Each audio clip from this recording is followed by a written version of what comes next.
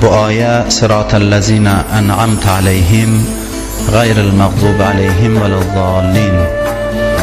Ayənin mənası budur ki, keçən dəfə dedik, İhdinə sıratəl-müstəqim, yəni bizi doğru olan yola yönəlt. Sonra da doğru olan yolu təfsir eləyir, izah eləyir. O hansı yoldur? Sıratəl-ləzina ən'amtə aleyhim. O kəslərin yoluna ki, onlara neymət vermirsən, neymət verdiyin kəslərin yoluna. Bəs neymət verdiyi kəslər kimdir? Nisa surəsində Allah bunun cavabını verir. Buyurur və mən yuti'allah və rəsul fəulaikə mə'əl-ləzinə ən'amallah aleyhim minən-nəbiyyinə və siddiqinə və şühədai və salihin və həsunə ulaikə rəfiqa. Buyurur kim Allah və Peyğəmbərə itayət eləsə, o kəslərlə olar ki, onlara neymət vermişik. Deməli, itayətlə adam gedir o kəslərə qovuşur ki, onlara neymət vermişik. Onlar kimdir?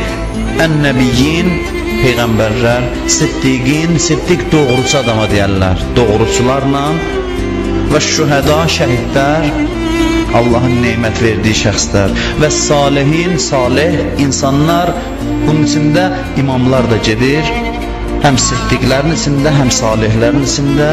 Bunları deyəndən sonra buyurur və həsunə ulaikə rəfiqa. Bunlar nə gözəl dostdular, nə gözəl yoldaşdılar. Mən bir dəfə Əyyam-ı Fatimiyyədə bu ayə barədə danışdım. Burada bir təvazökarlıq var. Allah istəyir biz təvazökar olaq. Bizi doğru yola yönəlt. Bunu deyəndən sonra deyir filan kəslərin yoluna. Yəni mən kiminsə dalınca düşüb gedə bilim. Və bu his məndə olsun. İnsan yaxşıdır ki, kiməsə itayət eləyə bilsin. Kiminsə dalınca düşüb gedə bilsin. Bu hiss insanda yaxşı hissdir. Çox şeydən xəbər verir. Ən yaxşı hiss, ən yaxşı yol Allaha çatdıran budur ki, insan bir adamın qabağında təvazökarlıq eləyib, onu özündən üstün bilə bilsin.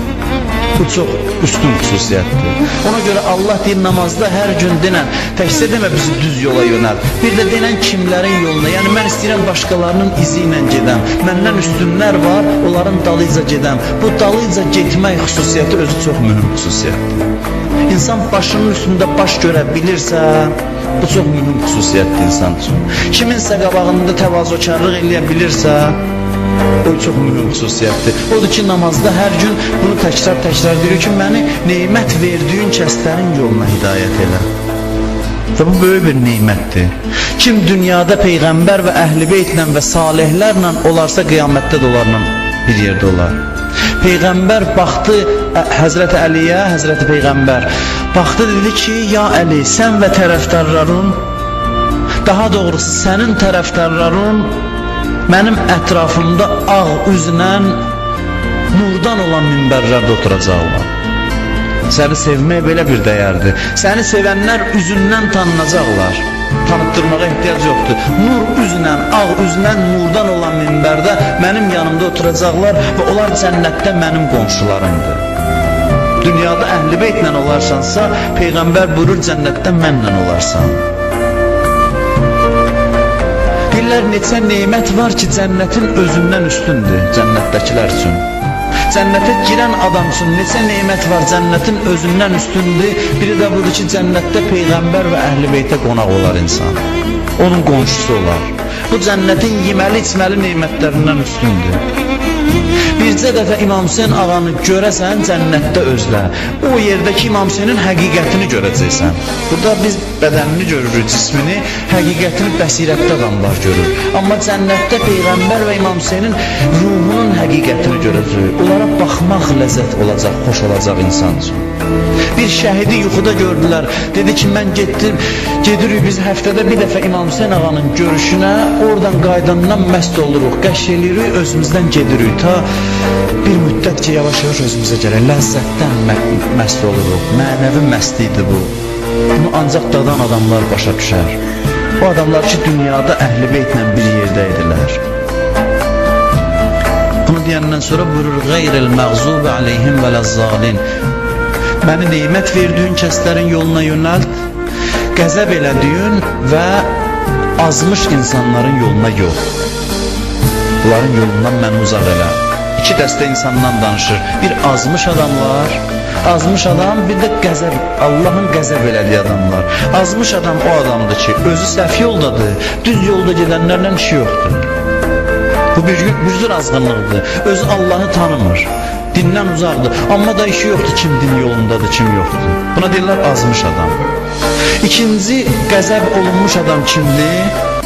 Qəzəb olunmuş adam odur ki, özü din yolundadır, özü haqdan uzaqdır, haqqa tərəf gedənlərlə də arası yoxdur, ona mane olmaq istəyir. Haqqa tərəf gedənlərlə də düşmənçilik eləyir, Allahın dini ilə də mübarizə aparır. Bu da qəzəbə gəlmiş insanlardır. Quranda onlardan danışır, buyurur ki, yasudduna an sabilillah, Allahın yolunun qabağında sədd qoyurlar bunlar, bu insanlar. Ki onların dindən özləri uzaqdır, heç dinin adı gələndə hirslənirlər onlar, qəzəblənirlər.